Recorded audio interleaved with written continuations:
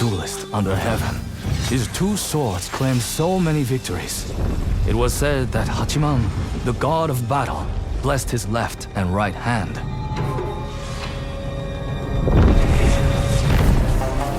Before every duel, Takezo wrote the name of his opponent on a strip of paper and hung it from a tree.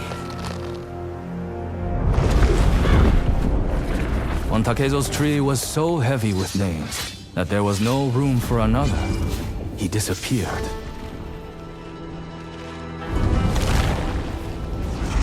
Some say he left for Ezo, searching for a worthy opponent.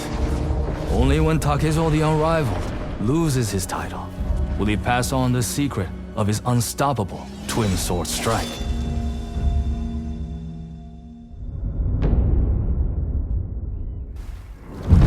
He commanded his clan to build him a castle that would surpass the majestic peaks of Mount Yotei, and forged an armor to rival the beauty of its snowy summit. But the mountain would not suffer the Lord's pride, and sent the wind to take down his castle, gale after gale. The samurai lord defied the wind. Decorating his castle with wind chimes, he transformed the punishing storm into a haunting melody. One night, a fire broke out. Fanned by the winds, the roaring flames devoured Castle Ishikari. But the vain samurai lord survived, trapped within his precious armor. An armor now cursed to bestow unnatural life, so that its lord may live out eternity with a wounded pride. Only when his life is taken and the armor removed will the curse be lifted.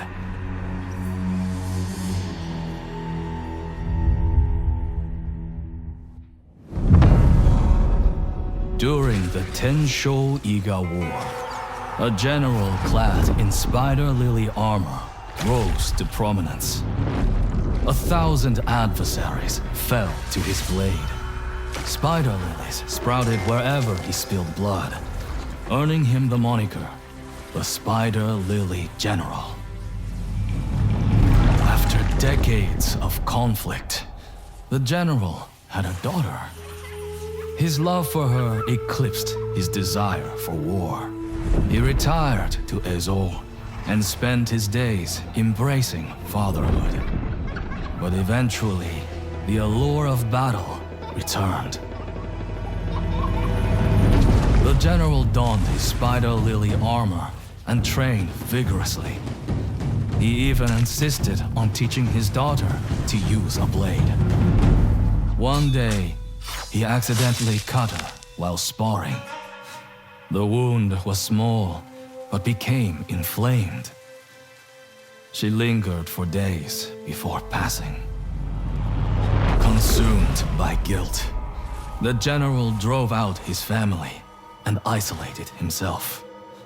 A fog settled over the forest.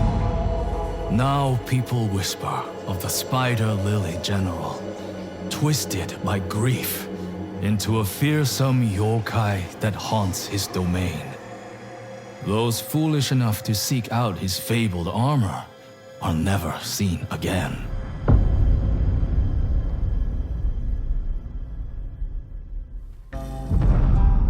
One day, the great Okikurumi Kamui, teacher of the Ainu, and he who has had many names, caught sight of a group of arguing Ainu. To prevent a battle, Okikurumi proposed to settle things with a contest of the bow. He crafted a single arrow out of mugwort and shot it past the river with magnificent force. It pierced through the mountain, leaving a giant hole in its wake. Seeing this, the Ainu conceded and returned to their homes unscathed. What about the arrow? They say it landed on the other side of the mountain, where a vast field of mugwort sprung. But the caves surrounding it fester with bad kamui, corrupt spirits thirsting for blood. None who have gone in search of Okikurumi's arrow have ever returned.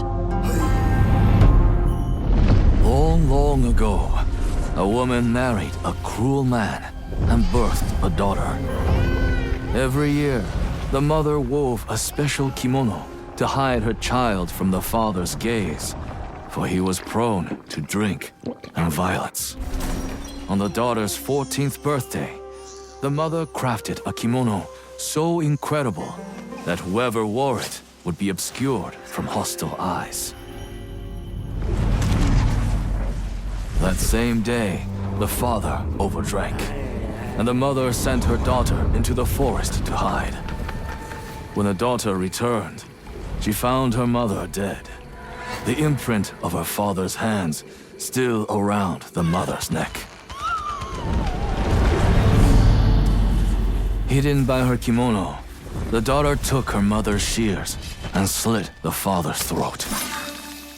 Word of his death reached his clan, and they sent their best warriors to avenge him. None returned. Infuriated, the clan sent more men. Weeks turned to months, then years, until the daughter's kimono was stained crimson with blood and the father's clan was vanquished.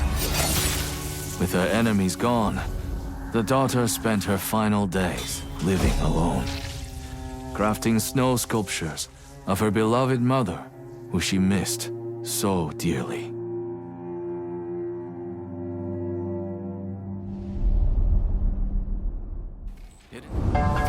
Before the kitsune, there was the innkeeper's daughter. By day, her shamisen songs brought warriors to tears. By night, her family served Clan Saito as their knives in the dark. Until Clan Saito fell, and the innkeeper's daughter lost everything. Orphaned and vulnerable, she followed the disgraced Lord Saito north, and took on a new identity, the kitsune, the most elusive member of the Yotei Six. A woman hiding among men. More and more, the kitsune felt trapped by the title meant to protect her. Until one fateful night, she snapped. The kitsune defied Lord Saito to save the life of a young girl. As punishment, he branded her skin and forced her to train new shinobi to serve his schemes.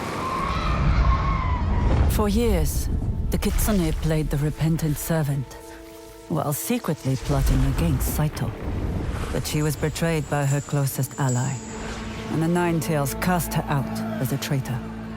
The kitsune lost everything she built, but found an unlikely ally in the girl she risked her life to save.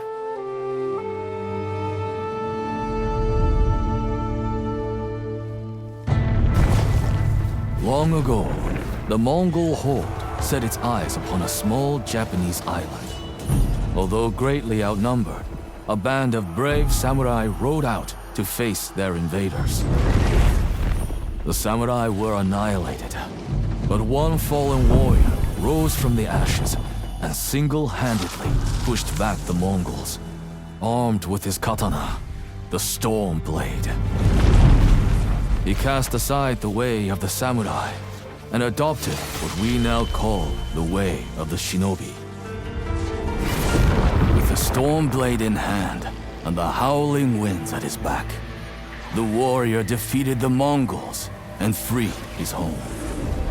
But he also broke the very code that forged him, making him a wanted man by his own people. The samurai who was no longer a samurai had no choice but to flee his home, never to be seen again. No one knows where he went. However, some say he spent his final days here in Ezo.